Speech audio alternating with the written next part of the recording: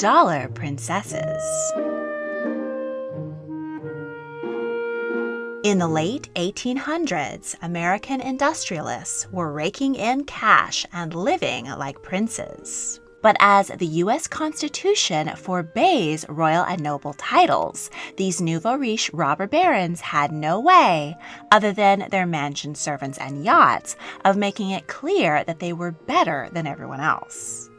Meanwhile, across the pond, the British aristocracy had fallen on hard times. They still had their titles, historic estates, and air of superiority. But as the right to tax the peasants had been taken away in 1660 following the English Civil War, they were running low on funds.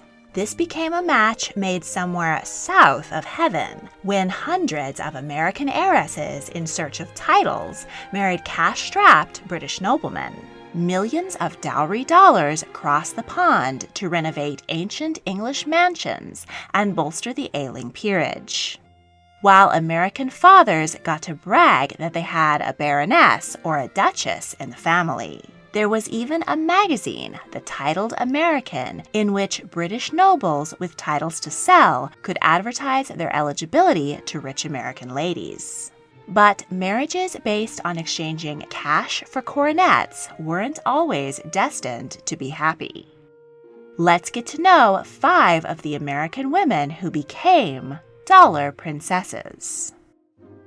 Jenny Jerome was born in 1854 in Brooklyn, New York, to financier Leonard Jerome and his wife Clarissa, who may have been of Iroquois descent. She grew into a talented and strikingly beautiful young woman. One admirer said she had more of a panther than a woman in her look. Her piano tutor, composer Stephen Heller, believed she had the chops to be a concert pianist, if only she were willing to put in the practice. When she was 16, her mother took her and her 2 sisters, Clara and Leona, on a tour of Europe.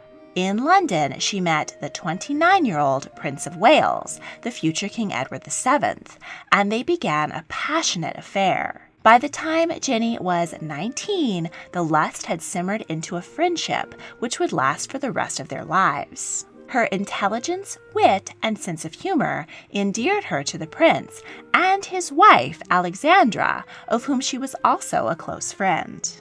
While Jenny was attending a sailing regatta on the Isle of Wight, Edward introduced her to his friend, Lord Randolph Spencer Churchill, son of the Duke of Marlborough. As a younger son, Randolph wasn't in line for a title or much of an inheritance. But Jenny liked him well enough, and the union gave her a legitimate place in the British upper crust and in the prince's inner circle, the Marlborough House set. Jenny and Randolph became engaged 3 days after meeting, but their nuptials were delayed for several months while their parents hashed out a financial agreement. The noble Spencer Churchills were aghast at the idea of their son marrying a nouveau riche American. But when the Jeromes offered a dowry of $250,000, several million today, they changed their tune. The couple wed at the British Embassy in Paris in April 1874. Their son, Winston Churchill, was born in October, 7 months after the wedding. Jenny claimed that a fall caused her to go into premature labor, but many noticed how healthy and large the baby was.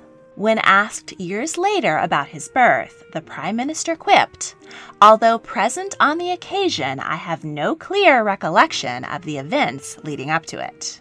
Winston adored and admired his mother from afar. As was customary at the time, she left his care in the hands of nannies and boarding schools. They wrote each other often, but she rarely visited. Winston was followed 6 years later by a brother, John. While both boys bore a striking resemblance to their father, Jenny and Randolph began to live separate lives and have separate love affairs. Jenny slept with King Milan I of Serbia, German Prince Karl Kinski, and Herbert von Bismarck, son of Otto, the politician who masterminded the unification of Germany.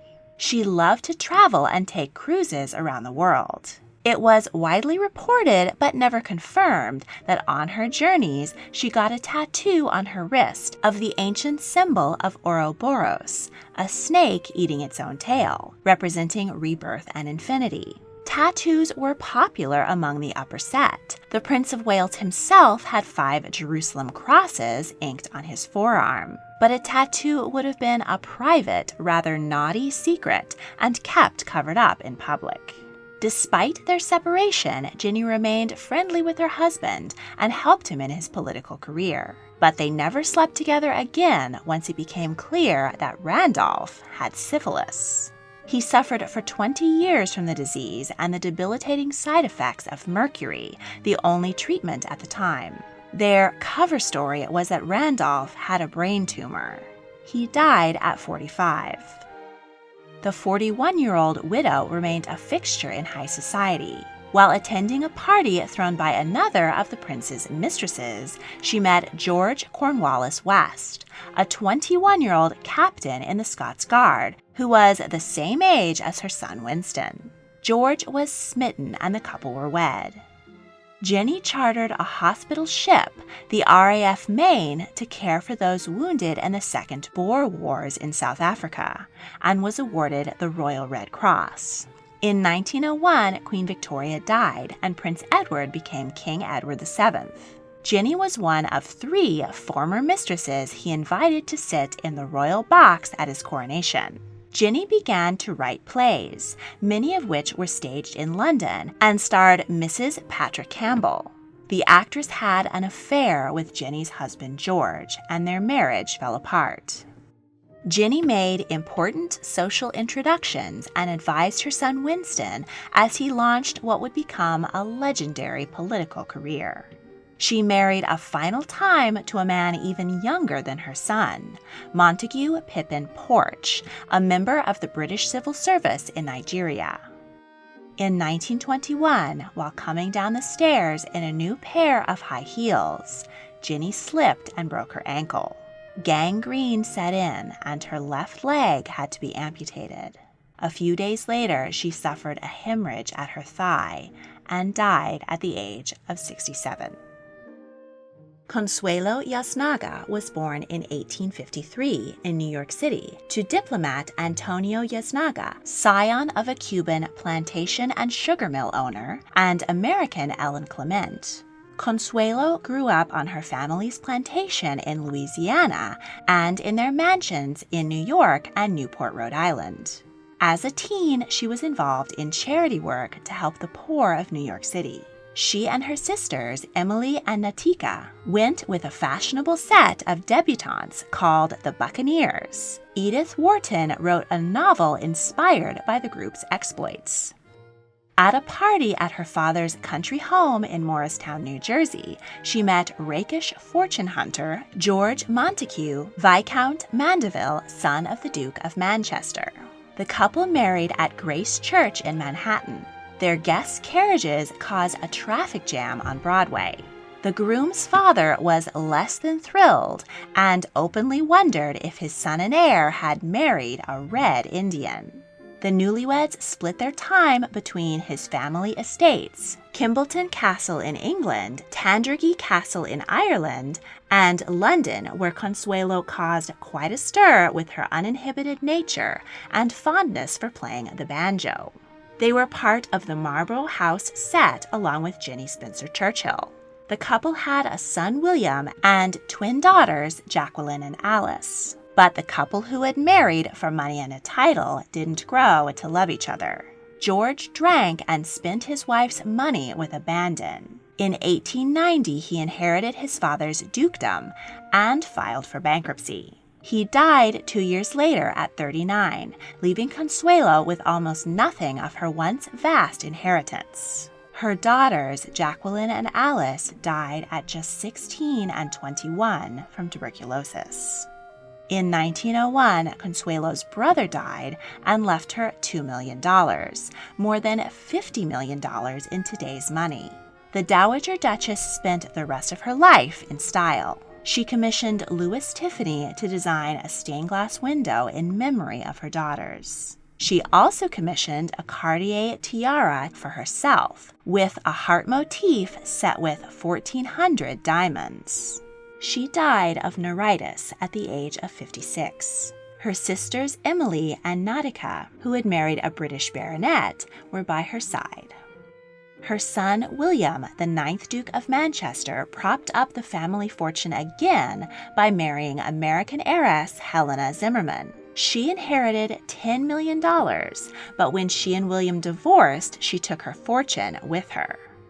Reckless spending continued to diminish the Montagu family wealth. Kimbolt Castle and its contents were sold in 1951 by the 10th Duke.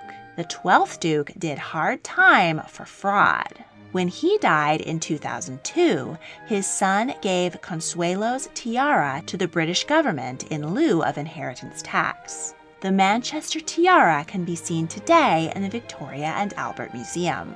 The 13th Duke, who currently lives in the U.S., has done time for selling a rented car and passing bad checks in Las Vegas.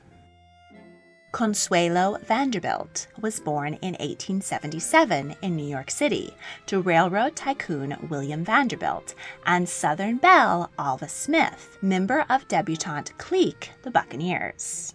Alva named her only daughter after her childhood friend, Consuelo Yazniga. Alva was bent out of shape about being snubbed by the Queen of New York Old Money, Caroline Astor, and not being included in her inner circle, the 400, the number of people who could fit in Caroline's ballroom. She became obsessed with the illustrious marriage her friend had made into the superior British aristocracy, and she was determined that her daughter would do the same. Consuelo was educated to be the wife of a European noble and taught multiple languages. Her mother strapped a steel rod to her back to improve her posture and whipped her for minor infractions. If she dared to show an opinion differing from her mother's, she was admonished, "I do the thinking, you do as you're told." Consuelo grew into a beauty with an oval face perched upon a long, slender neck, enormous dark eyes fringed with curling lashes, dimples, and tiny teeth when she smiled. Her mother received at least 5 proposals for her hand, including one from Prince Francis Joseph of Battenberg, whom Consuelo strongly disliked. Alva was determined to get the highest possible ranking husband for her daughter. So she and British-American matchmaker Lady Mary Paget arranged a union with Charles Spencer Churchill, 9th Duke of Marlborough, the nephew of Jenny Spencer Churchill's husband Randolph. Consuelo had no interest in the Duke, as she was having a love affair with Winthrop Rutherford, an American socialite. She attempted to elope with him, but her mother locked her in her room and threatened to murder Winthrop. Alva cajoled, begged, and ordered her daughter to marry the Duke. She finally got Consuelo to agree to the marriage by coming down with a life-threatening illness, which she claimed was induced by her daughter's stubbornness. Alva made an astonishing recovery the morning of the wedding. Consuelo later described how she spent the morning of her wedding, in tears and alone. A footman had been posted at the door of my apartment, and not even my governess was admitted. Like an automaton, I donned the lovely lingerie with its real lace and the white silk stockings and shoes. I felt cold and numb as I went down to meet my father and the bridesmaids who were waiting for me. It was the society wedding of the decade, and crowds lined the streets of Fifth Avenue outside St. Thomas Episcopal Church to catch a glimpse of the bride, who was weeping under her veil. Charles had also given up the person he loved for this marriage of convenience. He took his bride and her $2.5 million dowry back to the UK and immediately began renovating his dilapidated family home, Blenheim Palace. Consuelo and many other dollar princesses were shocked at the conditions of their husbands' ancient manor houses. They were accustomed to modern American mansions with all the latest conveniences, and were miserable in the cold, drafty castles, waiting for their maids to run up the stairs with buckets of hot water to fill their baths. The dollar princesses popularized many American mod cons like heating and plumbed bathrooms in Britain. Consuelo's father built modernized mansion Sunderland House to make her more comfortable in London. She and Charles had 2 sons, John and Ivar. She became involved in charity work, and her beauty and kindness made her a social success among the British royals and nobles. Sir James Barrie, author of Peter Pan, wrote, "I would stand all day in the street to see Consuelo Marlborough get into her carriage." But she and Charles were ill-fitted, and both had affairs. Their younger son, Ivar, bore a much stronger resemblance to Consuelo's old flame, Winthrop Rutherford, than to her husband. After 26 unhappy years, their marriage was annulled, and Alva admitted to investigators that she had forced her daughter down the aisle. Charles married another American heiress, Gladys Deacon, who became the new Duchess of Marlborough. Consuelo married French aviator Lieutenant Colonel Jacques Balsan, who had previously worked for the Wright brothers. They spent 35 happy years together, living in his family chateau outside of Paris, where she worked on her pet project of building a 350-bed hospital. Consuelo remained close friends with her former cousin-in-law, Winston Churchill. He wrote his famous Iron Curtain speech while visiting her at her mansion in Palm Beach, Florida. Consuelo died at the age of 87. Mary Leiter was born in 1870 in Chicago to Mary Teresa and Levi Leiter, co-founder of the Marshall Fields department store. The family moved to Washington, D.C., where Mary was raised. She was bright and well-educated in French, history, math, and science. Her childhood friend, Frances Folsom, went on to marry President Grover Cleveland. Mary grew into an intelligent, poised, and beautiful woman, strikingly tall at 6 feet with an hourglass figure. She made her American Society debut at 18 and dazzled. While visiting London for the social season, she met George Curzon, heir to the barony of Scarsdale. But Mary was far more impressed with his talent as a political writer and the career he had made for himself as a member of Parliament. They had a happy marriage and a strong working relationship. Having grown up in Washington, Mary had an excellent understanding of politics and was instrumental in her husband's re-election campaign and career. 4 years into their marriage, George was appointed Viceroy of India and was created Baron Curzon of Kettleston to go along with the position. George, Mary, and their daughters, Mary and Cynthia, traveled to Bombay, where George was the senior British official in the colony for the next 6 years. As Vicereine, Mary was a sensation in India. She inspired admiration and respect. Poet Ram Sharma wrote that she was a rose of roses bright, a vision of embodied light. An iridescent violet rose was named the Lady Curzon in her honor. She was deeply concerned with the plight of women in India and built hospitals for women around the country. Her taste was revered. She loved colorful Indian fabrics and popularized them back in the UK, bringing a great deal of trade to Indian silk weavers and embroiderers. She helped to design the magnificent gold robe worn by Queen Alexandra to the coronation of her husband, King George VII. George and Mary organized the Delhi Durbar, called the grandest pageant in history, to celebrate the coronation in 1902. Mary wore a breathtaking gown by House of Worth of Paris to the event. It was made of Indian gold cloth embroidered with peacock feathers and a blue-green beetle wing in each eye. Mary suffered a miscarriage, after which she contracted a nearly fatal infection, and she had to be rushed back to England for surgery. The tropical climate did not agree with her, and she spent a great deal of time convalescing home in London. Mary gave birth to one more daughter, Alexandra. George resigned as Viceroy of India and brought his family back home. But Mary's health continued to deteriorate. She died at the age of 36.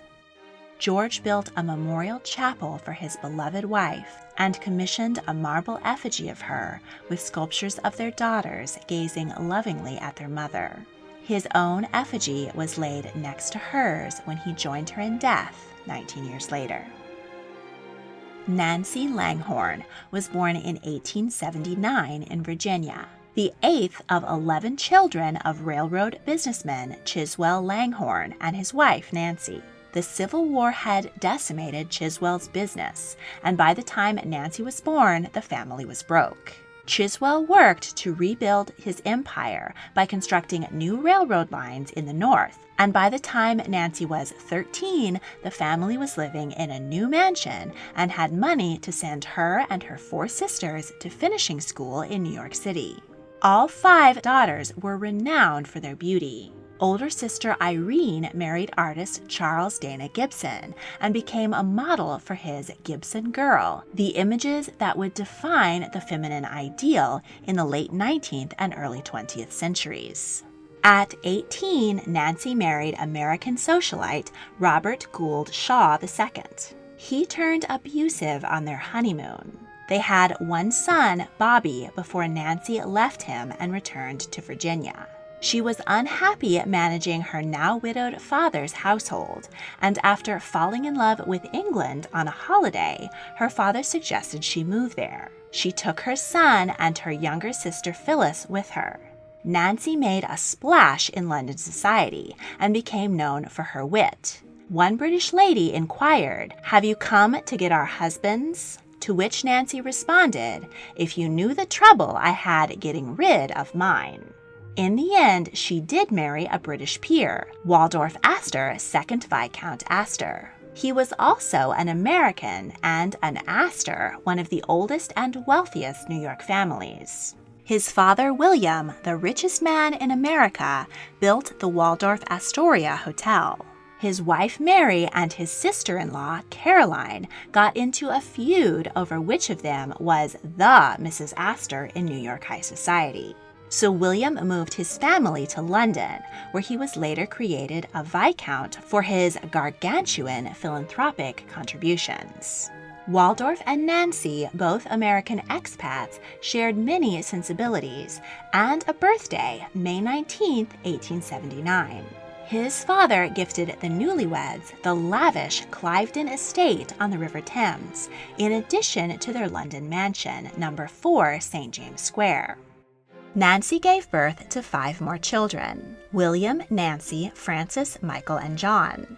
Waldorf had been elected to Parliament in the House of Commons, but upon his father's death he became Viscount, took his father's seat in the House of Lords, and had to give up his seat in the Commons. So Nancy decided to run for his vacant seat.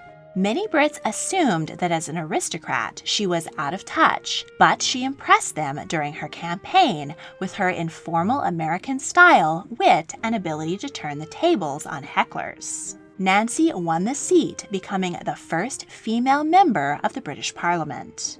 She was greeted at Paddington Station by a cheering crowd of suffragettes, many of whom had been imprisoned and gone on hunger strikes while working to win women the vote only a year earlier.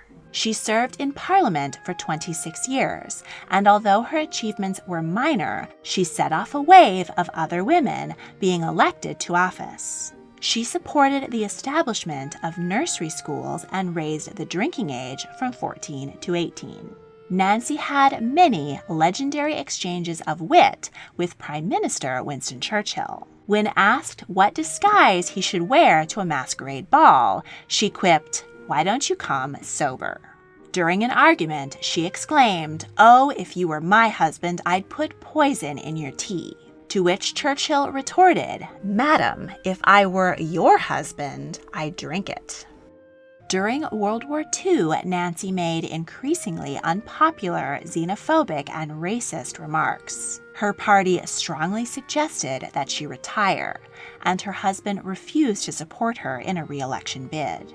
Nancy did not do well in retirement, and her relationships with her husband and children were strained. Her eldest son, Bobby, was arrested for homosexual activities, and her youngest son, Jakey, married a Catholic, neither of which Nancy approved. Waldorf died in 1952, and Nancy's final years were lonely. She died in 1964, age 84. Around 350 American heiresses became dollar princesses and entered the highest echelons of old European society. Railroad heiress and vegetarianism activist Adele Campbell became Countess of Essex. Beatrice Forbes used some of the Forbes family money to become Countess of Granard. Winneretta Singer, whose father founded the Singer Sewing Machine Company, married 2 French princes, but refused to sleep with either of them because she was a lesbian. And Frances Ellen Work, daughter of a New York stockbroker, married the future Baron Fermoy and was the great-grandmother of Princess Diana. The Dollar Princesses inspired the character of Cora Crawley on the hit drama Downton Abbey, and characters in the new prequel, The Gilded Age. In Downton Abbey, Cora's fortune saved her husband, the Earl of Grantham's ailing estate. The show was shot at the real Highclere Castle, which was itself saved from ruin by an injection of funds from heiress Almina Womwell, illegitimate daughter of Alfred de Rothschild, who married George Herbert, 5th Earl of Carnarvon, in 1895. But Almina was actually a pound princess, as she was British, not American. If you'd like to know more about the British ranks of peerage and who ranks higher among dukes, earls, and barons, check out my video, Royalty 101, British Titles of Royalty and Nobility. If you enjoyed this video, please like, subscribe, comment your thoughts, and check out my other royal history videos. If you really want to help, please consider supporting me on Patreon. A link is in the description. Thank you for watching.